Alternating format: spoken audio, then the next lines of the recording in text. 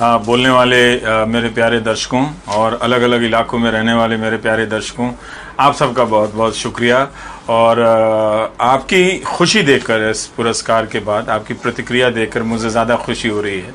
आप खुश रहें, आप तक ऐसी सूचनाएं पहुंचती रहे जिससे आपका आत्मबल बढ़े, आपका भरोसा बढ़े।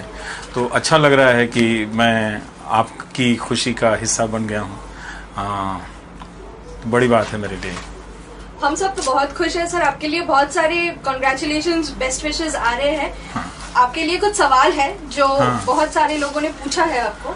पहले सवाल, do you think that real and neutral journalism will survive in India in the coming years? ये पूछा है रवि शेखर सिंह ने। नहीं, बहुत मुश्किल है कि इसको सर्वाइव करना, क्योंकि देखिए हमारा जो कॉरपोरेट है इसके फाइनेंस तो चाहिए जो इसके स्ट्रक्चर में है। कोशिश हो रही है कि लोगों से मदद मांगकर, फंड रेज कर एक न्यूट्रल बेस बनाया जाए मीडिया का, लेकिन अंततः आपको मेन स्ट्रीम मीडिया को ही प्रोफेशनल करना पड़ता है। आप उस सवाल से नहीं बच सकते हैं जब तक मेन स्ट्रीम मीडिया न्यूट्रलाइज नहीं होगा, प्रोफेशनल नहीं होगा, प्रोपेगेंडा कम्युनलिज्म को नहीं छोड़ेगा, हम नहीं कर पाएंगे। इसके जो फाइनेंसेस, जो स्ट्रक्चर है, टीवी का हो या अखबार का, उसका पैसा बहुत बड़ा रोल है।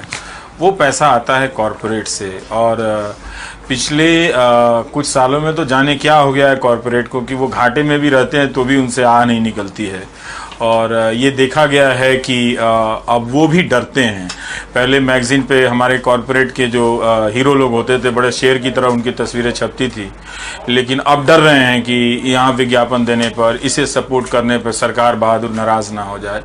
तो ये एक परिस्थिति अब बन गई है और ये अब जाने वाली नहीं है, क्योंकि कंट्रोल पहले से कहीं ज़्यादा है।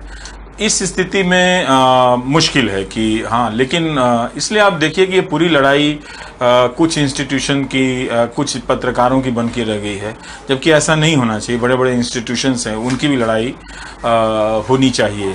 तो इतना आसान नहीं है कि न्यूट्रल जर्नलिज्म सरवाइव करेगा। ठीक है, दूसरा सवाल है अनिल पी जोसेफ से। बड़ा नाइस सा सवाल है। What is his preferred breakfast which motivates him to stay course and stick to journalistic values? Anil साहब, ब्रेकफास्ट का कोई रोल नहीं है। बहुत साधारण खाता हूँ, और जो सब कोई सारे हिंदुस्तानी लोग खाते हैं, तो उसमें कोई बड़ी बात नहीं है। वही ब्रेड अंडा खाते हैं, और क्या खाएंगे, दही चूड़ा खाते हैं कभी कभार, और कुछ फल वल खाते होंगे तो। लेकिन खाने से ज़्यादा जो चीज़ें ड्राइव करती हैं वो है ये है कि जानना, और जानने के बाद अपने हिंदी के पाठकों को बताना। कई बार लगता है कि जो हिंदी के अखबार हैं वो पाठकों के साथ न्याय नहीं कर रहे हैं, और बहुत सारी ऐसी चीज़ें बताते हैं जो ज़रूरी नहीं हैं और उनको अंधेरे में रखती हैं। दुनिया में बहुत सारी ऐसी चीज़ें हो रही हैं, खूबसूरत चीज़ें हो रही हैं। समस्याओं का स्केल भी दूसरी तरीके का है, लेकिन आप हिंदी अखबारों में उन सब खबरों को गायब देखेंगे। जैसे अर्थव्यवस्था के आकार के मामले में भारत जो है अभी पिछले साल 5वें नंबर पे चला गया था, लेकिन अब फिसलकर 7वें नंबर पर आ गया। कोई बड़ी बात नहीं है। बड़ी बात पिछली बार बनाया गया था कि वो कुछ मिलियन ट्रिलियन डॉलर के हेर फेर से ऊपर नीचे होते रहते हैं, लेकिन इसकी चर्चा हिंदी के अखबारों में कम है। तो इस तरह से आज की राजनीति को समझने के लिए, नीतियों को समझने के लिए अगर आप अर्थव्यवस्था को ही ना समझें तो फिर क्या समझेंगे। तो इस लगता है कि मैं थोड़ा यहाँ वहाँ से जानकारी लेकर उसे हिंदी पे अपने फेसबुक पेज पे लिख लेता हूँ, फिर मज़ा आता है, लगता है ये मेरा नाश्ता है। तो आप जानें, लिखें और लोगों को बताएं। ये अगर ये काम मैं कर लेता हूँ, ठीक से कर लेता हूँ, तो मुझे खुशी होती है। बढ़िया। तीसरा सवाल है रवि जी से। वो पूछ रहे हैं, how can we overcome the hate and discrimination and what contribution can media play in it? Media तो अब नहीं करेगा, क्योंकि मीडिया ही दिन रात इसे हिंदू मुस्लिम नफरत के रूप में लोगों के बीच प्रचारित कर रहा है। देखिए, एक बात हमेशा ध्यान में रखिएगा, ये जो सांप्रदायिकता है जिसको नेशनलिज्म के कवर में पेश किया जा रहा है तश्तरी में, इसका नुकसान सबसे ज़्यादा मेजॉरिटी कम्युनिटी को होने वाला है, क्योंकि कम्युनलाइजेशन की जब प्रक्रिया प्रोसेस उसमें बढ़ेगी तो फिर उसका प्रोग्रेस रुकेगा। आप अपने भीतर बहुत सारे हेट्रेट को रख के, बहुत सारे बायसेस को रखकर क्रिएटिव नहीं हो सकते हैं। और जब तक आप क्रिएटिव नहीं होंगे, आप अच्छे बिजनेसमैन नहीं हो सकते हैं, आप बिजनेस के अच्छे अपॉर्चुनिटीज़ को क्रिएट नहीं कर सकते हैं, आप दूसरा और अच्छा काम नहीं कर सकते हैं। तो मीडिया का जो अभी तक बाय एंड लार्ज रोल रहा है, ज़्यादातर मीडिया सांप्रदायिकता को फैलाने वाला रहा है, जो बहुत ही खतरनाक रहा।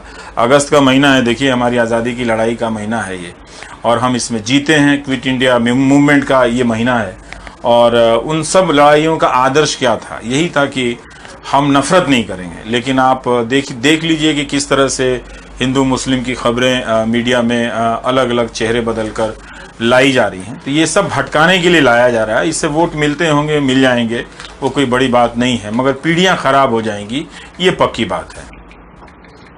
सबिका अब्बास पूछ रही है आपसे, वो पहले आपको कंग्रेचुलेट कर रही है और फिर पूछ रही है कि in the past few years we are witnessing the downfall of main stream journalism in India, can there be a way back?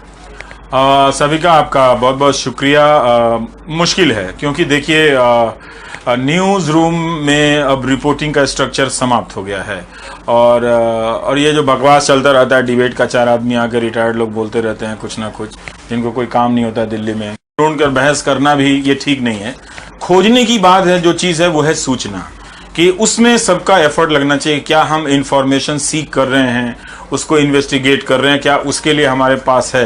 कितना डर का माहौल बना दिया गया है कि कोई रिपोर्टर अब लगता नहीं कि कोई मिनिस्ट्री से खबर लेकर आता है, लेके भी आए तो एडिटर साहब के हाथ पांव कांपने लगेंगे। तो बहुत नज़दीक में तो मैं कोई निराशावादी बात नहीं कर रहा हूँ। ये जो अभी स्थिति है वो ये है कि हर कोई डरा हुआ है कि नौकरी चली जाएगी, ये हो जाएगा, वो हो जाएगा। ये आपको तय करना है कि क्या आपको इस हिंदुस्तान में ऐसा हिंदुस्तान चाहिए जहां मामूली बात लिखने के लिए लोगों को नौकरी से हाथ धोना पड़े, जान की चिंता करनी पड़े? क्या आपको ऐसा हिंदुस्तान चाहिए जहां आप मंत्रालयों में जाकर फाइलों में पलट घुलट कर कुछ खबरें लेकर आए और वो छपे नहीं? तो हम सब डरपोक हो जाएंगे। अगर इस तरह से डरे हुए रहेंगे तो हमारा लोकतंत्र कभी महान नहीं होगा। ज़रूर उसका फ़ायदा उठाकर कुछ लोग चुनाव जीतते रहेंगे, ये कोई बड़ी बात नहीं है। इसी मुद्दे पे और एक जनाब ने आपको सवाल पूछा है, जमील, उन्होंने पूछा है कि did you ever withdraw any show after being threatened और एवर ट्राइड टू ब्राइब? नहीं, अच्छा मैं कोई शो तो विड्रॉ नहीं किया हूँ। जब पूरा कर लिया तो कर ही देता हूँ। फिर वो ट्रोल को ही विड्रॉ करना पड़ जाता है कई बार, कि कितना वो भी गाली देंगे बेचारे, तो समझ में नहीं आता ना। अब देखिए आईटी सेल में लड़के काम कर रहे हैं, कल को लड़की वाले आएंगे रिश्ता करने के लिए और पूछेंगे आपका लड़का क्या करता है, तो वो बोल पाएंगे कि आईटी सेल में काम करता है? मैं शर्तिया लिख के देता हूँ, चाहे वो किसी मंत्री का, चाहे देश के नेता का जितना भी बड़ा भक्त होगा, वो डर के मारे नहीं कहेगा कि मैं आईटी सेल में काम करता हूँ। तो उसको भी पता है कि वो अच्छा काम नहीं है, गाली देना, झूठ फैलाना। तो उन लड़कों को भी मैं कह रहा हूं कि आपका प्रोस्पेक्ट जो है, सोशल प्रोस्पेक्ट बड़ा खराब है। तो आईटी सेल में मत काम करो, गाली देने का, झूठ बोलने का, ट्रोल करने का। नेता बनो, पार्षद बनो, विधायक बनो, सांसद बनो। अगर राजनीति ही करनी है तो ये सब काम मत करो। तो इन सब लोगों के डरने से कोई प्रोग्राम तो वापस तो लेने से रहा मैं, लेकिन अभी तक तो हुआ है यही कि नहीं